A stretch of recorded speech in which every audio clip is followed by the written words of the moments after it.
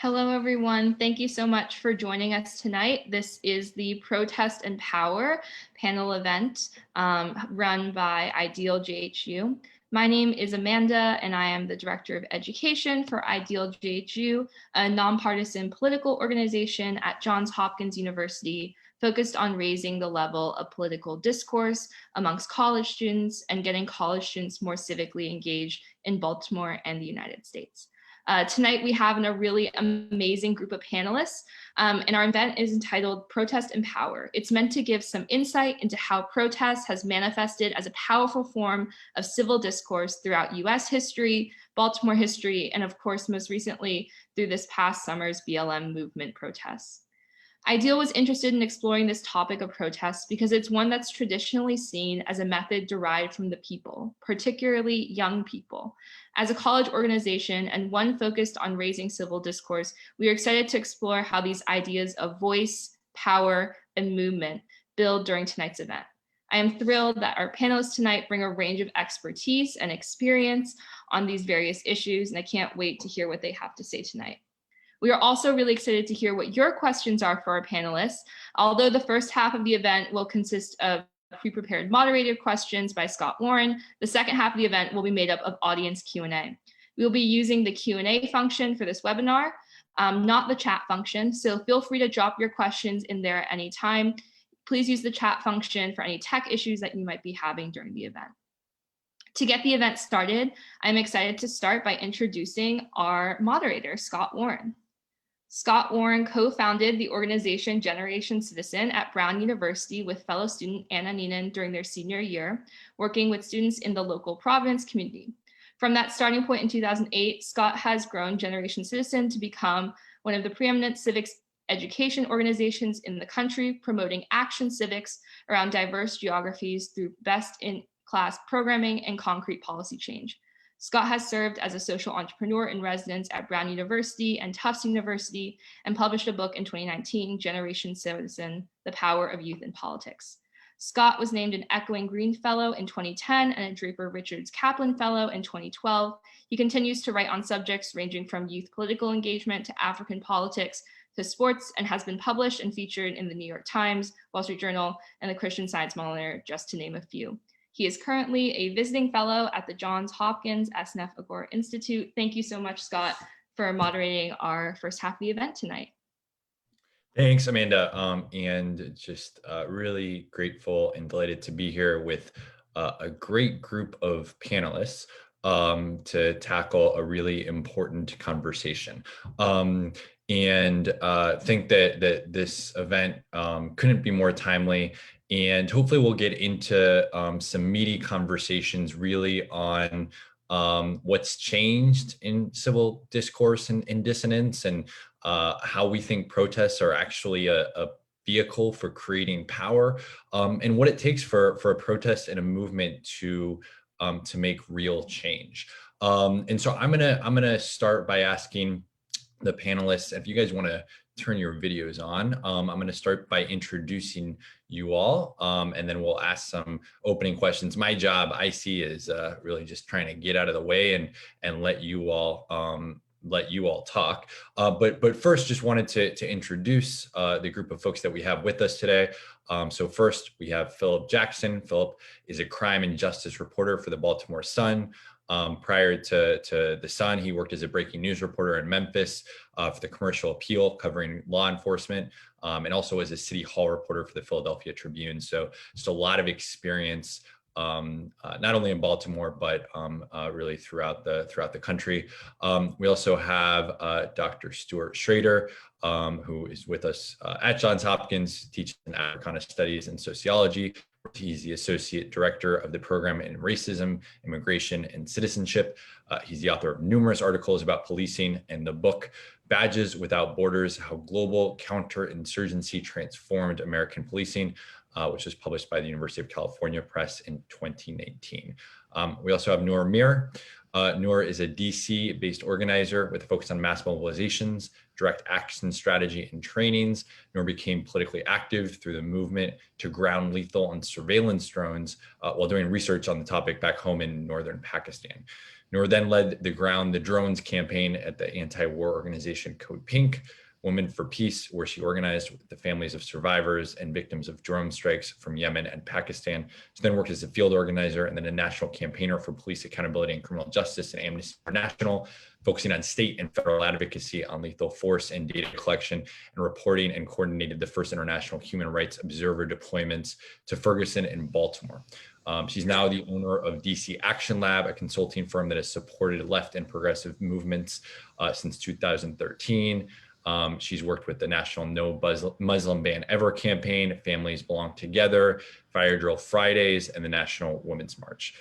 She's currently also serving as a digital advocacy advisor for the Women's March, on the board of the War Resisters League, and as the co-chair of Collective Action for Safe Spaces. So I'm really grateful to have Noor's expertise here. And last but not least, we have DeRay Mckesson, a civil rights activist focused primarily on issues of innovation, equity, and justice. Born and raised in Baltimore, DeRay graduated from Bowdoin College and holds honorary doctorates from the New School and the Maryland Institute College of Art. DeRay has advocated for issues related to children, youth, and families since he was a teen.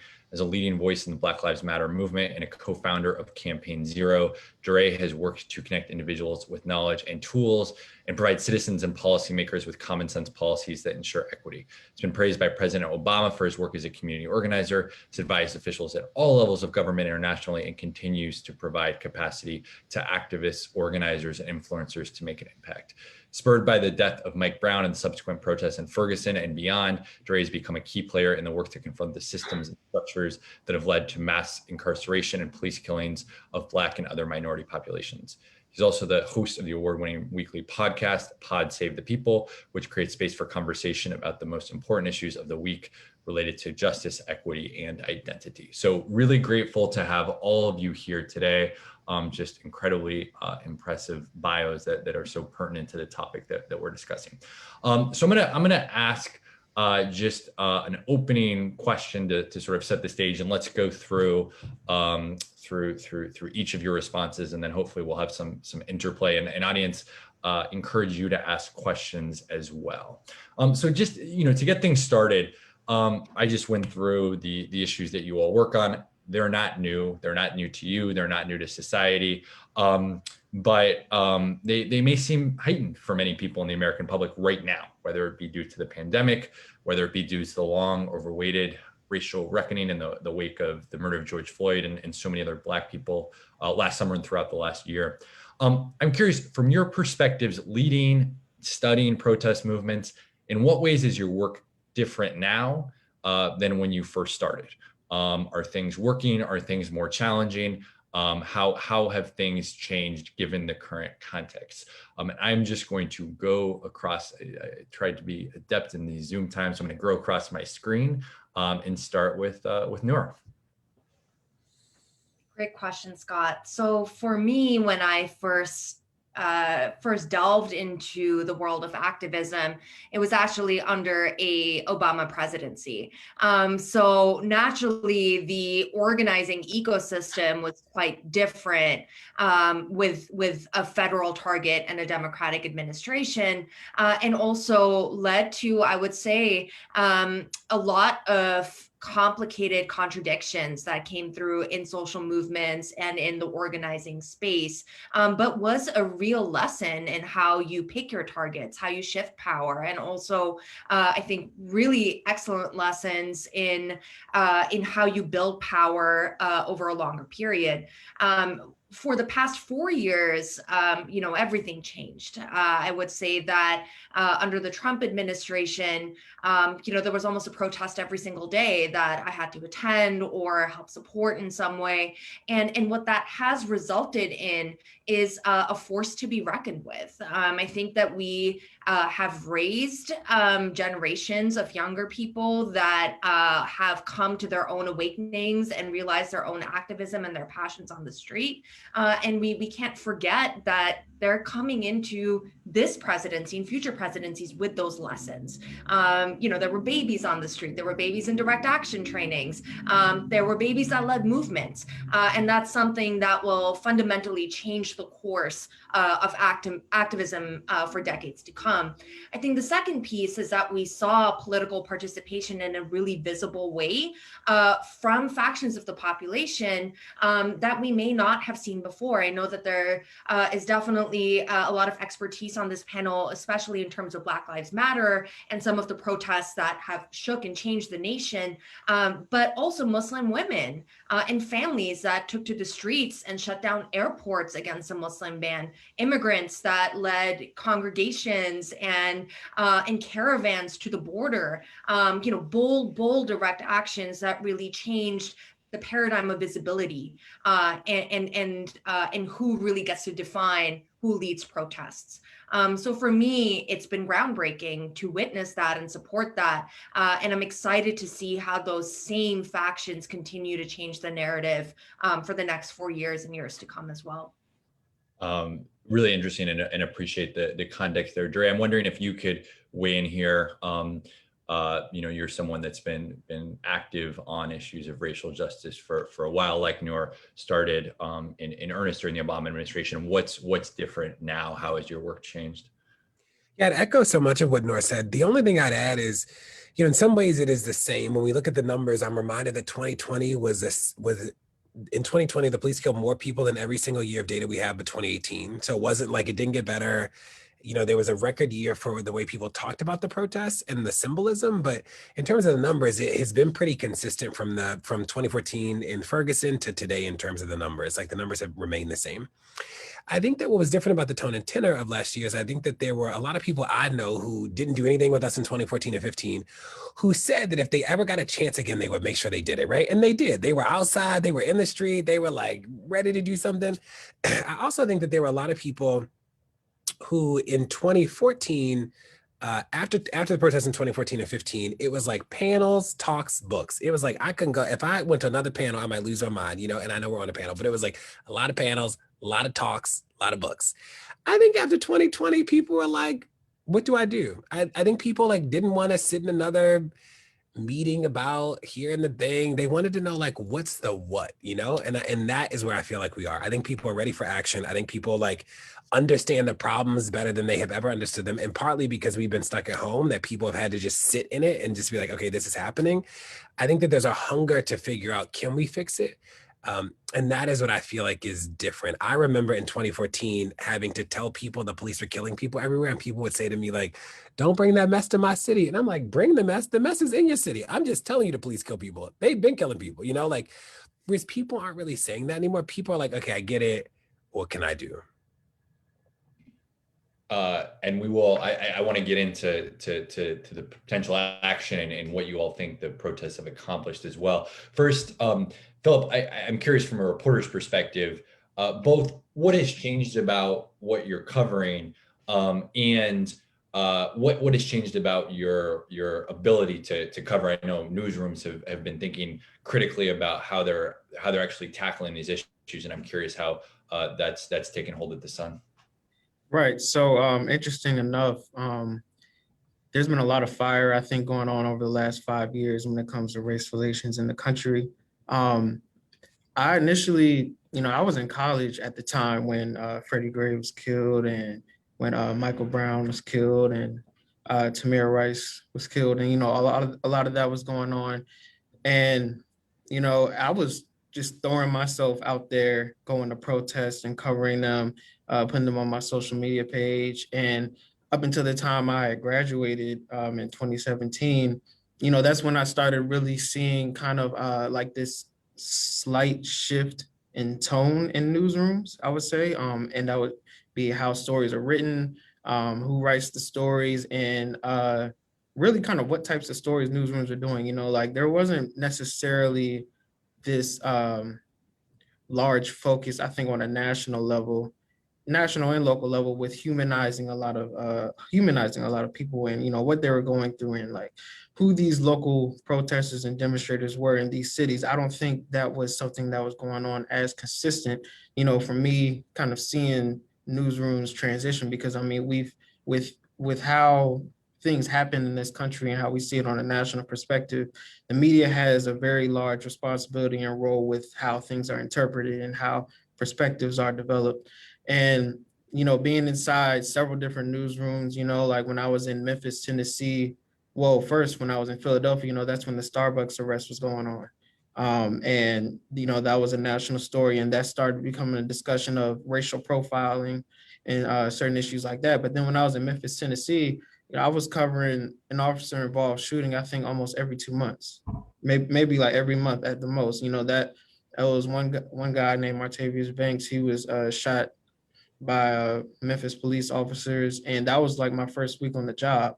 And, you know, I did, you know, of course, me being a Black reporter and being a lot of stories I read, you know, and kind of being somewhat of a history buff too as well, it felt like a personal responsibility to get, you know, like look at the larger picture of what's going on and why it's happening. I think one thing that reporters should remember is that, you know, like these communities have suffered from strife before you might have gotten that job in that newsroom in that city. You know, like there is a tension and somewhat of a distrust of local local news outlets. I mean, that's just a reality that a lot of people have to realize and understand.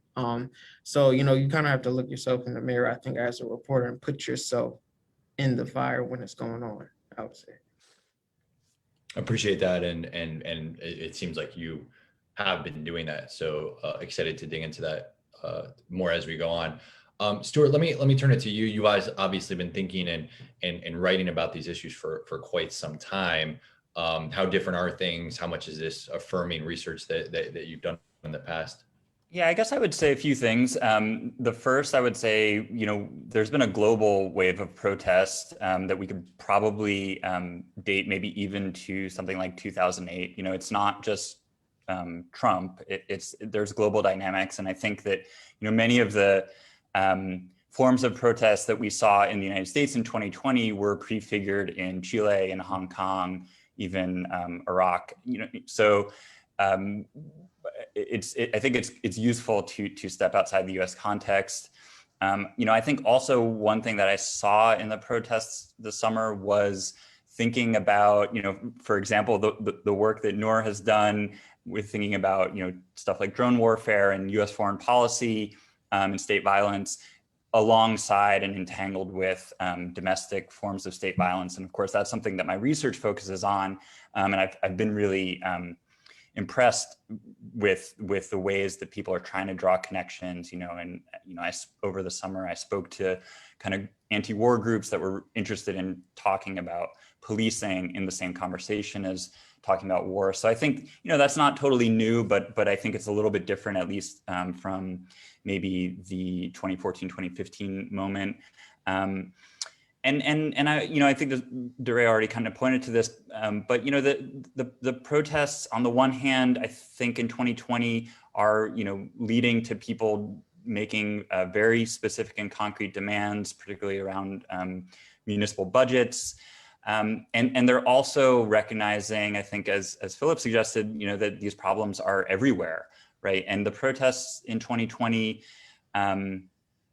happened in lots of places that protests didn't happen in 2014, 2015. Small towns, mainly white towns, rural areas saw protests, you know, in Baltimore City. You know, there were protests, you know, I saw protests in Roland Park, mostly prep school kids, you know, protesting for Black lives. So there's, you know, an extent, geographic extent, also where within cities protests were happening. You know, they're happening in Soho, they're happening in Hollywood, you know, shopping districts, not just in necessarily kind of more marginalized parts of the city. So there's a lot of levels to the shifts that I think we have been experiencing, and I think that we're going to be talking about this and trying to make sense of it for quite some time to come. So let me go off that point on just how diverse and prevalent the protests were. And DeRay was talking about people wanting to act and sort of get beyond the performative, maybe is one way of thinking about it. I'm curious if you all think that the recent protests have led to real change and power shifts, or what shortfalls may still be present in present day protesting. How can we address them? How have we been addressing them? And DeRay, maybe I can start with you in terms of people, you talking about people wanting to take action. What's been effective about these protests, and what are things that we can learn going forward too?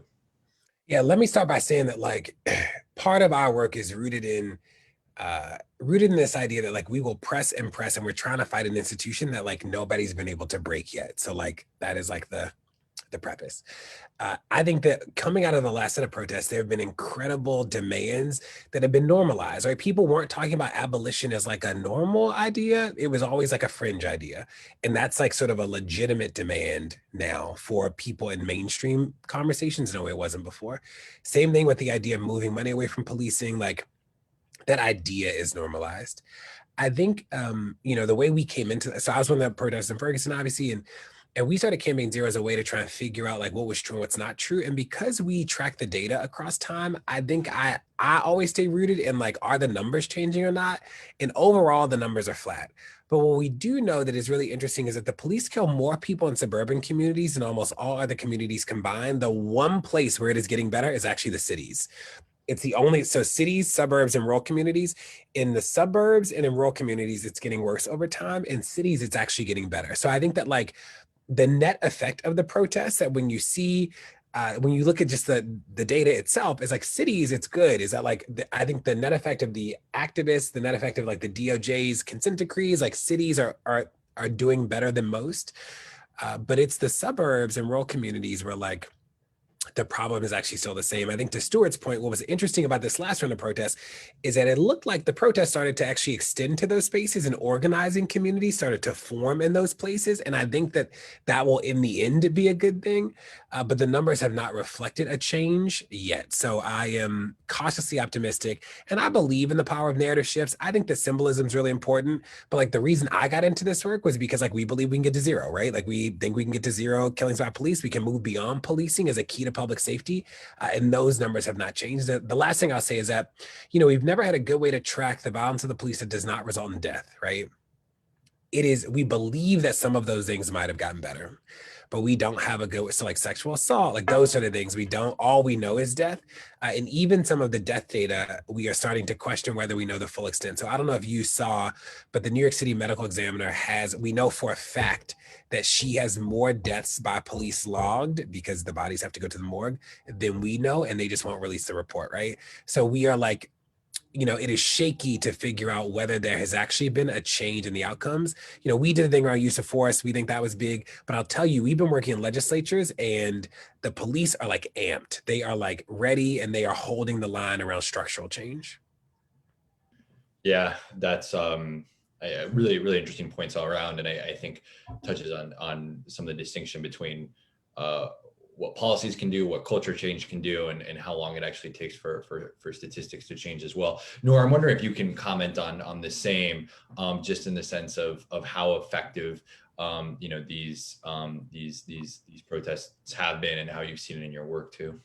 Absolutely. I mean, I think that what is truly transformative about protests and mobilizing spaces, that is a shift in the power paradigm as a whole, whether that is, indigenous youth blockading a pipeline from being built across their territories, to somebody blocking a road, to a mass mobilization with some music and some beautiful art.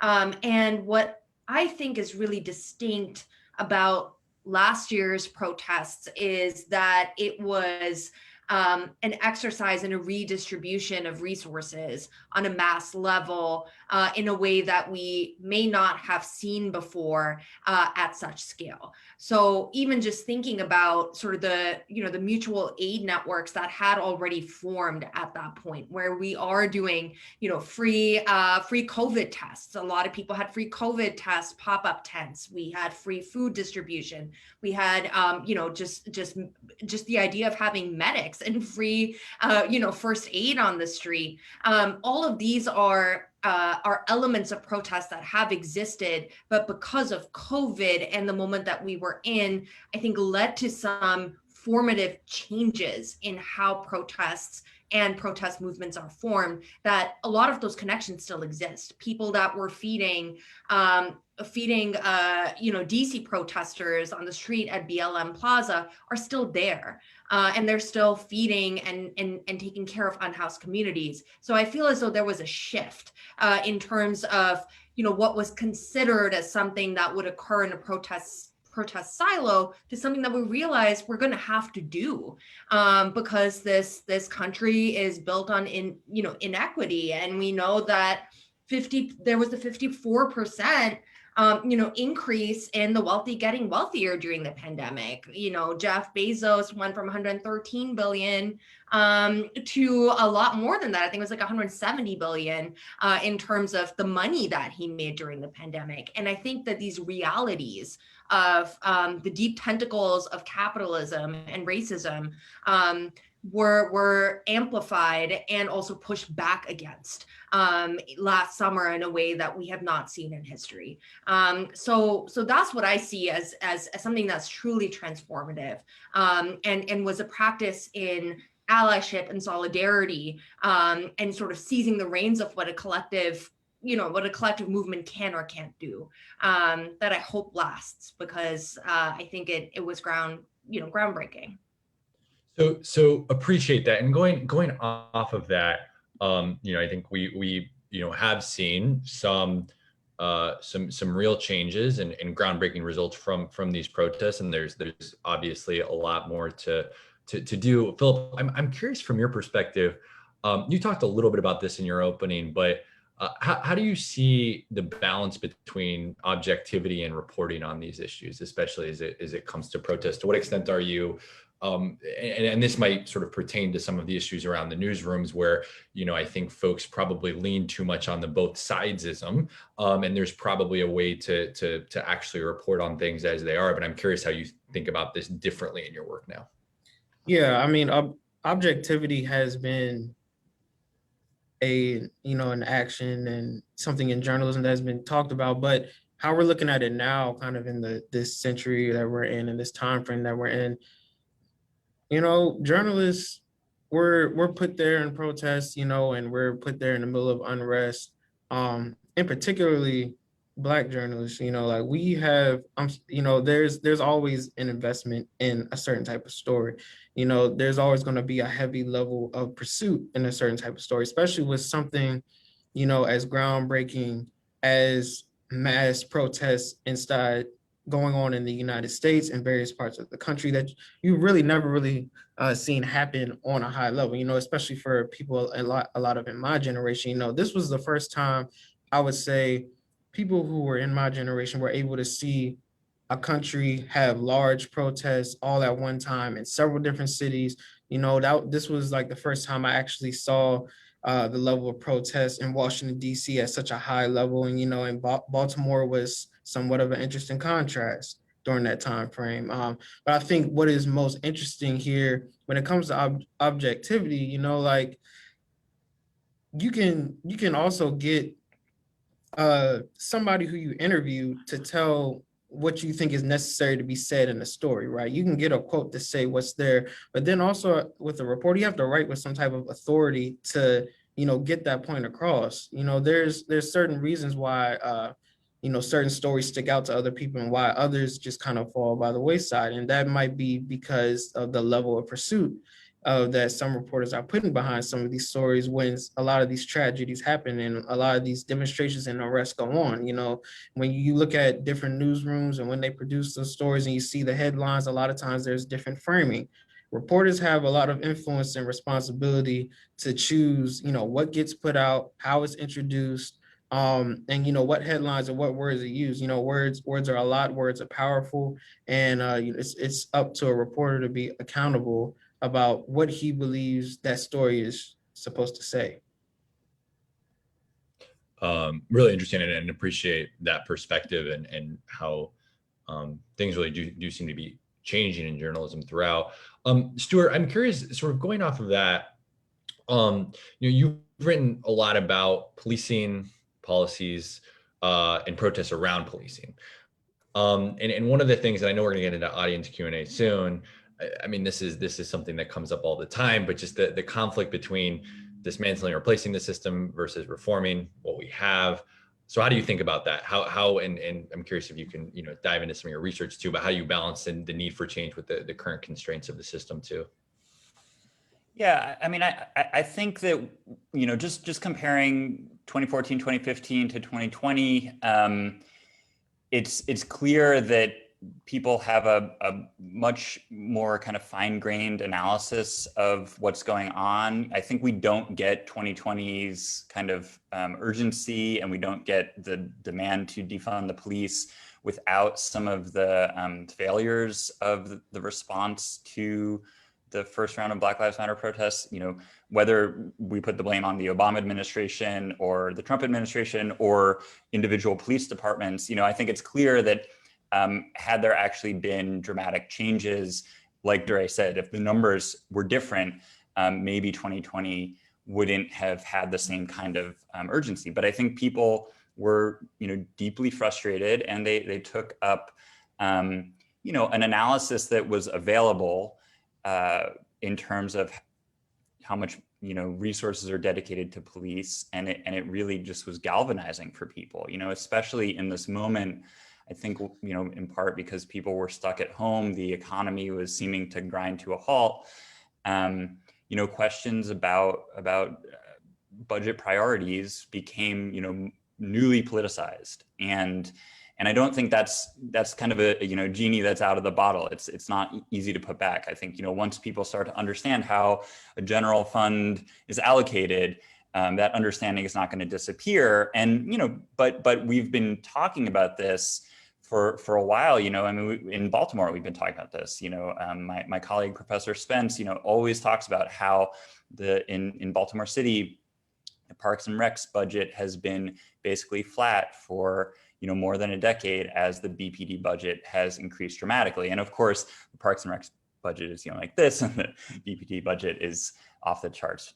So we've known about this for a while, those of us kind of working on this stuff.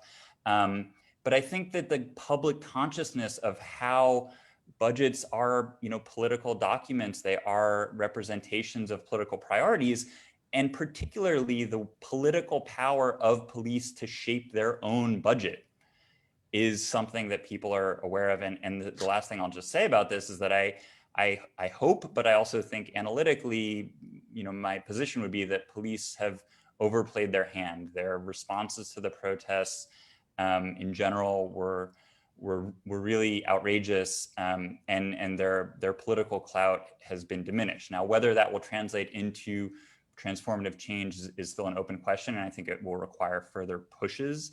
But there's just a kind of new kind of political situation that we're entering into, I think, and we're still just kind of entering it. Yeah, I'd just say, like, in following up, I don't know, Stuart, most of that I agree with. I don't think their political power has diminished at all. Like, I think that, when we've done polls since June with YouGov, and everywhere we poll, people like the police. People do not dislike the police. The internet is the only place that people don't like the police. Across every demographic we look at, people like the police. Now, what is true is that people like us way more than they've ever liked us, right? They like us both now, whereas they didn't really like the protesters, and they like the protesters now. And even in places like Birmingham and in Florida, when we ask people, would you change all this stuff? They are like, absolutely, right? So they still like the police, but we're like, well, you move the money? They're like, yes. Will you do this? They're like, yes. Will we 911 call? Like, they actually agree with them, but I don't think that they dislike the police. And I definitely don't think that we're working in 50 cities and states on this no-knock thing and all this other stuff.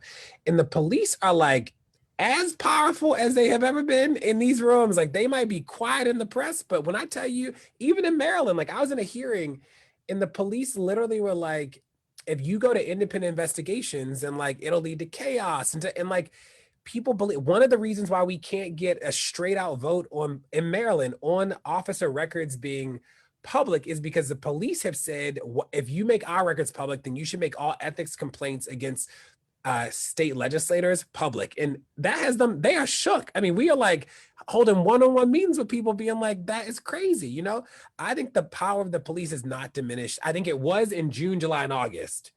I think that they are back. It's interesting to think about. I appreciate the interplay there of how to actually get sustained momentum around that too. And I think that that's something that might be worth, we sort of had this, this energy last summer. Did that result in change? Is it possible to make that sustained? I could ask questions all night. We have a lot of audience questions. So I'm going to turn it over to Amanda, who's going to pick some of our audience questions and appreciate the interchange so far too. Yeah, thank you guys so much. I'm like really enjoying this conversation already. So I actually just want to pick up on exactly where Scott was going about this idea of momentum and using momentum to create change. So there's a question that asks, how do you sustain the momentum of protests in order to push for real change? But I also want to add in this other question that I see kind of being pulled through in the Q&A, which is this idea of working on a local level, working like maybe within your like city level, or working on a state level or at a national level. So this idea of creating sustained change, is it better for an individual to focus more on protesting within their local communities, going to their larger municipality areas or their state governments in order to protest? And then how do we, again, use that momentum, whether that be on a local or state level or a national level, to then push for that actionable change? And I think what this person means by change is probably policy or politics in a way, which is how some people view change. But I think DeRay also brought up an excellent point about changing the minds of people and the idea of like a social narrative as perhaps another way to measure change. Noor, I'd love to hear your thoughts on this first. And then Absolutely. So I think there's definitely, as you alluded to, a lot of ways to think about change, right? Is it around leadership development? Is it around community and relationship building? Is it around pressuring a federal target to accept your demands? Are you delivering a petition? And then you have a follow-up to the petition and end up having a press conference or move some swing representatives to your side, right? So I think that the goal of every protest morphs and evolves based on the arc of the campaign, on the arc of the issue. So there's definitely not a one solution or one answer to that. But I do think that the protest movements that are effective have ways for people to plug in, right? So I would say that the goal of every organizer, or at least every organizer, a campaigner, or a volunteer that organizes a protest, is to make sure that you actually follow up with people that are there, right? So of course, in moments of deep grief and rapid response, you're not going to do that right away. You're not going to show up with a clipboard and be like, okay, I'm going to get everybody's phone numbers. I'm going to make sure we're on a text thread after this. But eventually that moment does come. And that is when we actually develop the organizations and the muscles and the network to be able to bring those people back in again and again, right? So I think that it requires organizing muscle. A protest is a catalyst, but everything that happens to prepare for a protest and everything that happens after is what leads to some of that behind the scenes action that increases political participation. That, if you believe in electoral change as one avenue, gets people elected that look like you and that believe in the same demands as you do. And then on the other hand, it is, as DeRay was mentioning, about narrative and cultural change, of actually bringing people to the streets that haven't been seen at mass scale before.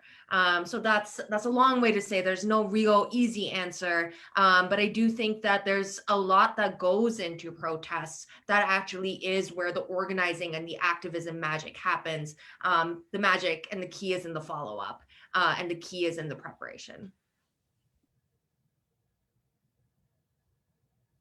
I'm curious then, DeRay, in your experience, have organizations become better at that follow-up that Noor refers to? I mean, you were talking about earlier about how after the 2020 summer movements, a lot of people felt like, oh, well, I'm just sitting at home. Maybe I'm like itching to do something a little more. Like, what is that follow-up look like in the present moment? I think that Noor highlights, I mean, this is like not a new problem. I think that one of the things that the protests engendered is that there are a ton of people who are like, let me go do something. And even the best organizers don't know how to absorb 1,000 people. You know, like that's just like that's not like the organizer's fault. That's just like a hard thing to do, right? Like most of us have worked so long with like, you try to get 15 people to come to the thing. And now all of a sudden it's like, 1,000 people are emailing Noor, like, what can I, you're like, so I think that everybody's trying to build the capacity to help people understand.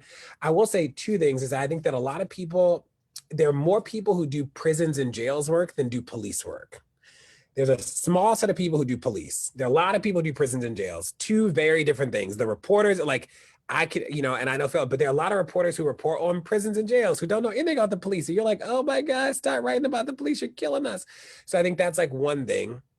The second thing, and back to the question that was asked to Stuart about the reform versus the revolution or abolition, is that I worry that too often we actually put the strategies against each other. So there's a version of reform that's bad, right? When we build the system up and like make it bigger. But it's like, do I believe in the end of solitary confinement? Absolutely. Is the end of solitary confinement the end of incarceration? No.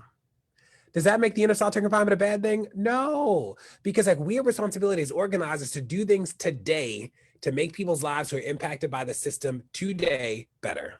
We also at the same time have a responsibility to make sure that the system itself changes fundamentally. Those things are not at odds.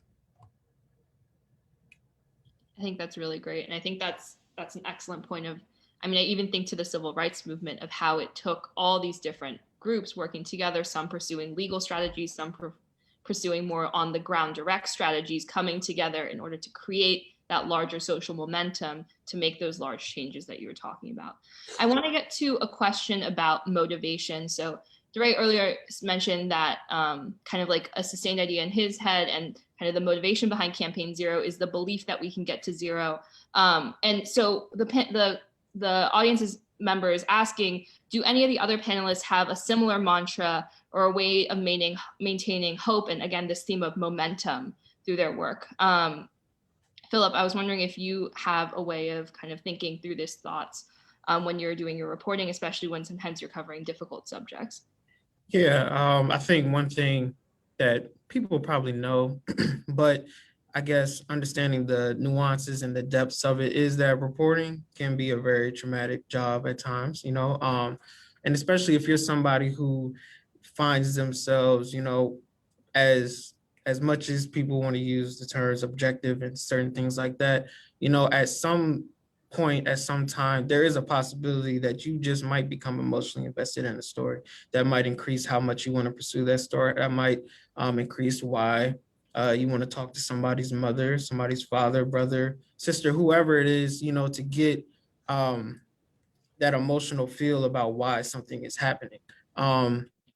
I would say that understanding why I'm doing the stories that I'm doing and, what the effects that they are and, also realizing the types of communities that a lot of these issues happen in so often, right? That we're in Baltimore City right now, it's no coincidence to me that we see, the issues of blight, poverty and, failing infrastructures and still see a lot of Black people around the city, still getting racially profiled at a still high level.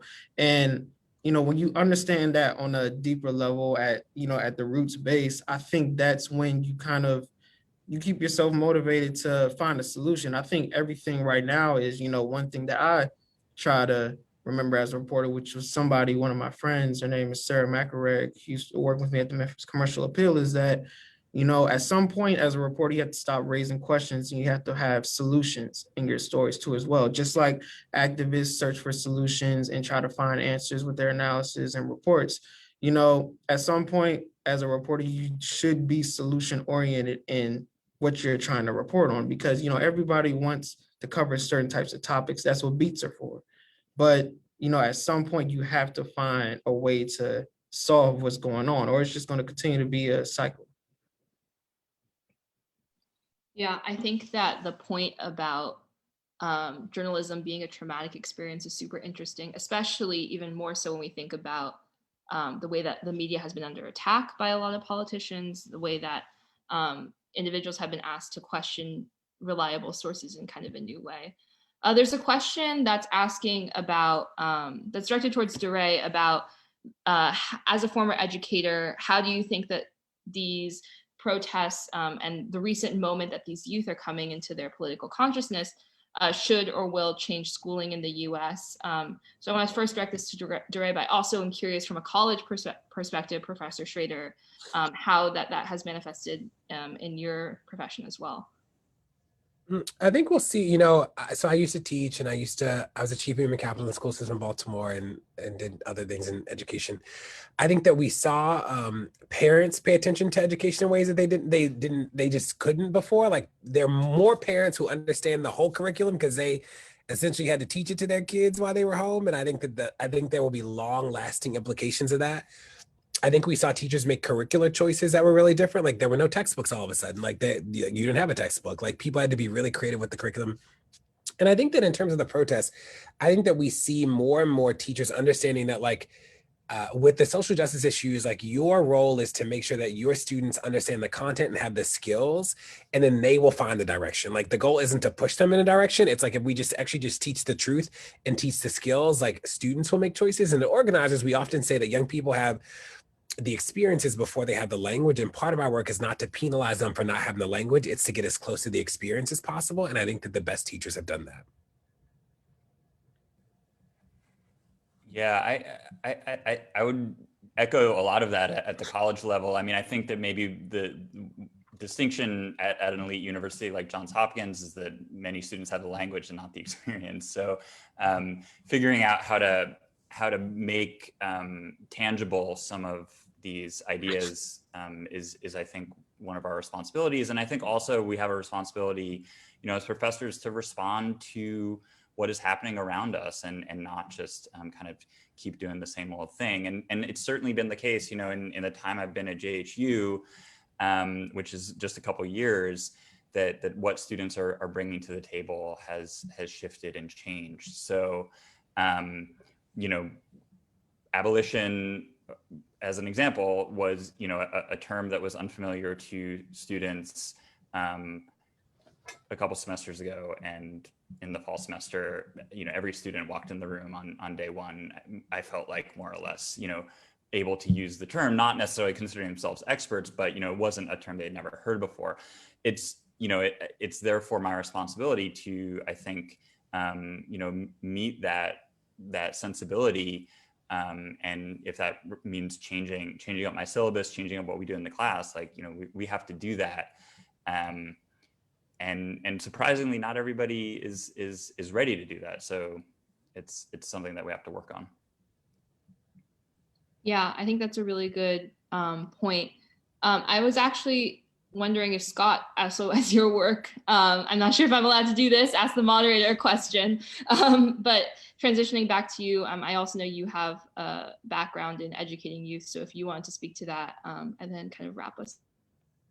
Yeah, I mean, so I founded a civics education organization called Generation Citizen, which is all about educating young people to be active and engaged citizens through an experiential approach that we call Action Civics. One thing I wanted to note, I was thinking about actually with the premise of this panel, is that we sort of had some existential, we've been around for 12 years, and some existential questions on, we work with teachers during the school day.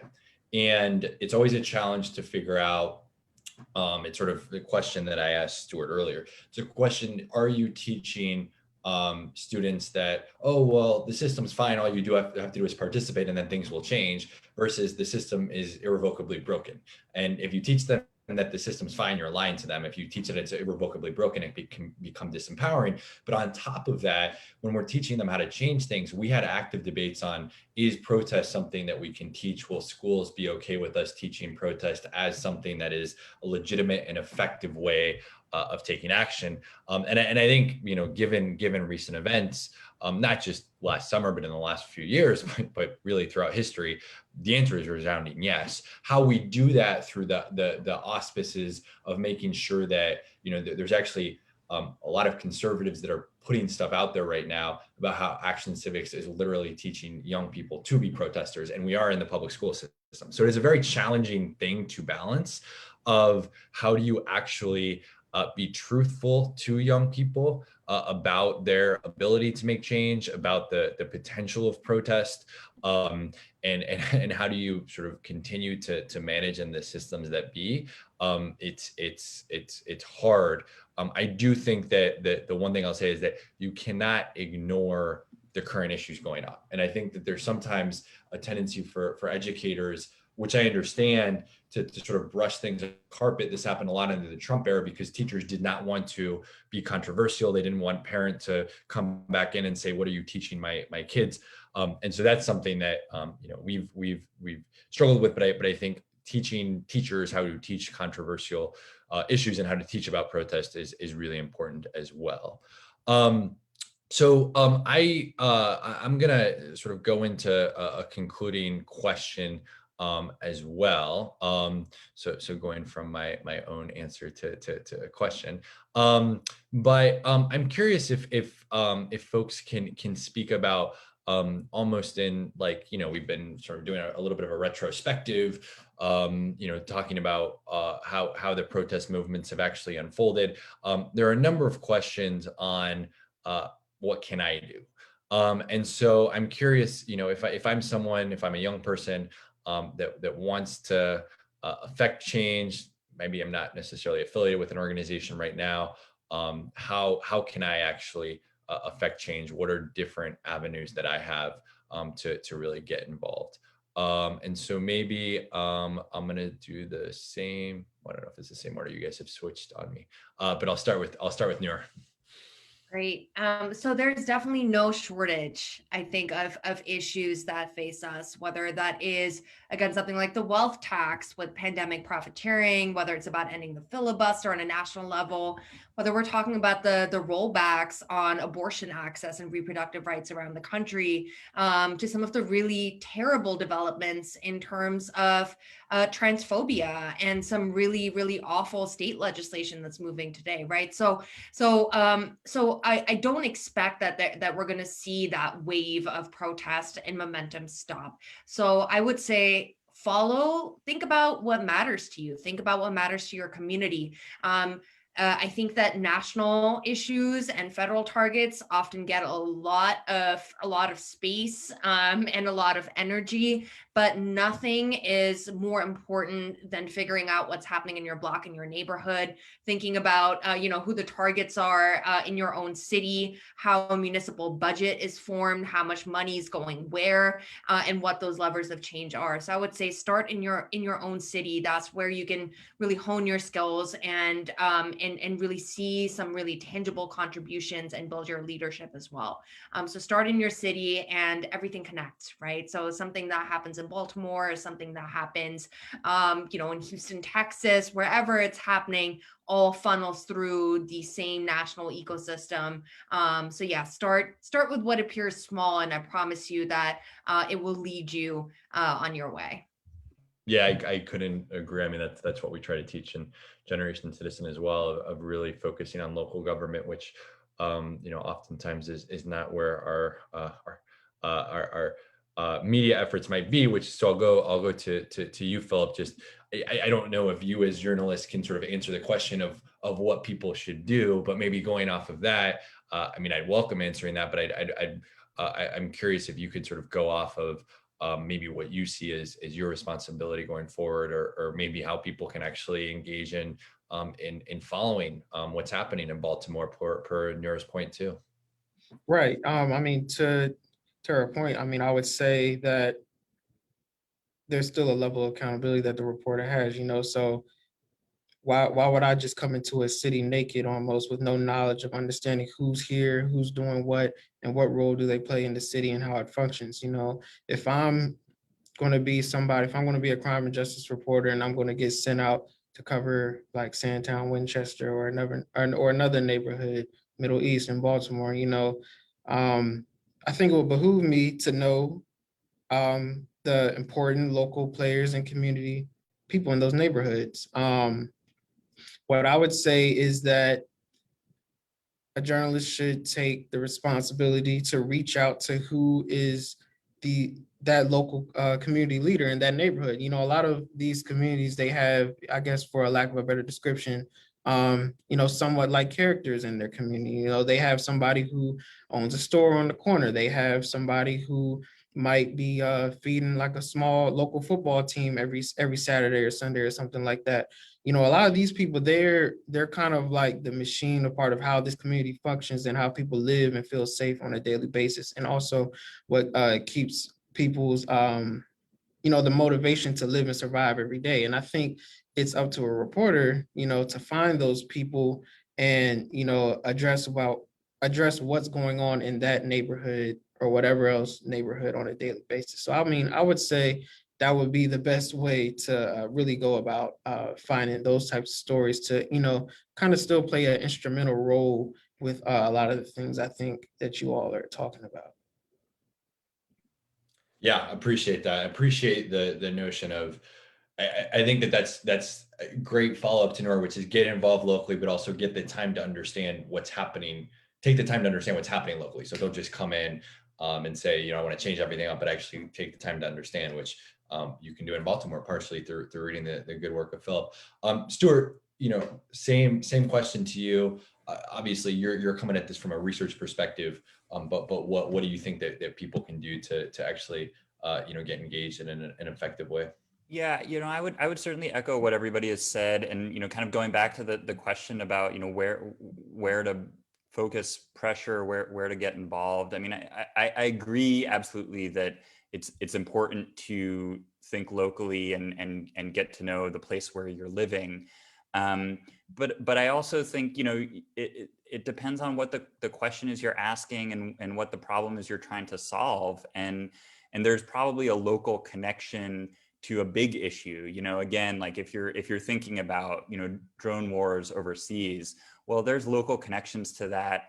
In Maryland, there's local connections to Johns Hopkins University, right? So there's ways to kind of think about scales and scaling up from where you're at that I think are really crucial. And the one other thing I would just say is that, you know, you might be from, you know, say like a really conservative small town, you know, whatever, where it feels like, you know, you don't fit in, or you're not happy with where you grew up, and nobody where you grew up was protesting or involved in social movements. And the thing is that, like, if you look in history, there's a history of social protest and mobilization everywhere, right? And it might be hard to find, but I guarantee it's there, because people have been protesting and trying to transform their lives and their communities and their governments, you know, everywhere. And so, you know, being willing to do the work and not just, you know, to learn about